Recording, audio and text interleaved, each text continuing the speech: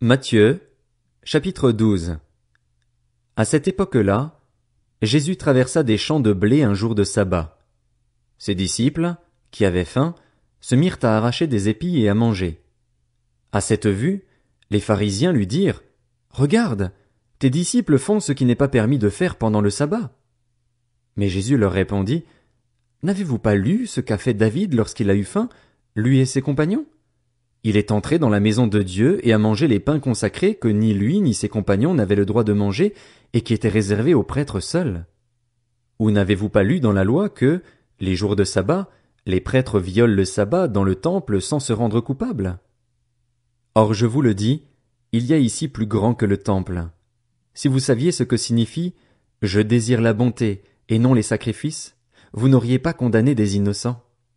En effet, le Fils de l'homme est le Seigneur du sabbat. Jésus partit de là et entra dans la synagogue. Il s'y trouvait un homme qui avait la main paralysée. Ils demandèrent à Jésus: « Est-il permis de faire une guérison le jour du sabbat ?» C'était afin de pouvoir l'accuser. Il leur répondit: « Lequel de vous, s'il n'a qu'une brebis et qu'elle tombe dans un trou le jour du sabbat, n'ira pas la retirer de là? Or, un homme vaut beaucoup plus qu'une brebis. Il est donc permis de faire du bien les jours de sabbat. » Alors il dit à l'homme: « Tends la main. » Il la tendit, et elle devint saine, comme l'autre. Les pharisiens sortirent et tinrent conseil sur les moyens de le faire mourir. Jésus le sut et s'éloigna de là. Une grande foule le suivit. Il guérit tous les malades et leur recommanda sévèrement de ne pas le faire connaître, afin que s'accomplisse ce que le prophète Ésaïe avait annoncé. « Voici mon serviteur que j'ai choisi, mon bien-aimé qui a toute mon approbation.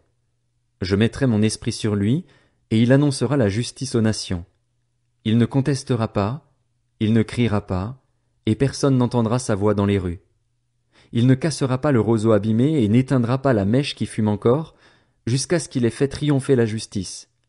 Les nations espéreront en son nom. » Alors on lui amena un démoniaque aveugle et muet, et il le guérit, de sorte que le muet parlait et voyait.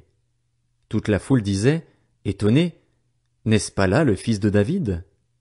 Lorsque les pharisiens entendirent cela, ils dirent: « Cet homme ne chasse les démons que par Béelzébul, le prince des démons. » Comme Jésus connaissait leurs pensées, il leur dit: « Tout royaume confronté à des luttes internes est dévasté, et aucune ville ou famille confrontée à des luttes internes ne peut subsister. Si Satan chasse Satan, il lutte contre lui-même. Comment donc son royaume subsistera-t-il? Et si moi, je chasse les démons par Béelzébul, vos disciples, par qui les chassent-ils? C'est pourquoi ils seront eux-mêmes vos juges. Mais si c'est par l'Esprit de Dieu que je chasse les démons, alors le royaume de Dieu est venu jusqu'à vous. Ou encore, comment quelqu'un peut-il entrer dans la maison d'un homme fort et piller ses biens, s'il n'a pas d'abord attaché cet homme fort? Alors seulement il pillera sa maison. Celui qui n'est pas avec moi est contre moi, et celui qui ne rassemble pas avec moi disperse. C'est pourquoi je vous dis, tout péché, tout blasphème sera pardonné aux hommes, mais le blasphème contre l'Esprit ne leur sera pas pardonné. Celui qui parlera contre le Fils de l'homme, cela lui sera pardonné. Mais celui qui parlera contre le Saint-Esprit, le pardon ne lui sera accordé ni dans le monde présent ni dans le monde à venir. Dites que l'arbre est bon et que son fruit est bon, ou bien dites que l'arbre est mauvais et que son fruit est mauvais, car on reconnaît l'arbre à son fruit. Race de vipères, comment pourriez-vous dire de bonnes choses, mauvais comme vous l'êtes? En effet, la bouche exprime ce dont le cœur est plein. L'homme bon tire de bonnes choses de son bon trésor et l'homme mauvais tire de mauvaises choses de son mauvais trésor. Je vous le dis, le jour du jugement, les hommes rendront compte de toute parole inutile qu'ils auront prononcée. En effet, d'après tes paroles tu seras déclaré juste et d'après tes paroles tu seras condamné. Alors quelques-uns des spécialistes de la loi et des pharisiens prirent la parole et dirent: « Maître, nous voudrions voir un signe miraculeux de ta part. » Il leur répondit: « Une génération mauvaise et adultère réclame un signe miraculeux. Il ne lui sera pas donné d'autre signe que celui du prophète Jonas. En effet, de même que Jonas fut 3 jours et 3 nuits dans le ventre d'un grand poisson, de même le Fils de l'homme sera 3 jours et 3 nuits dans la terre.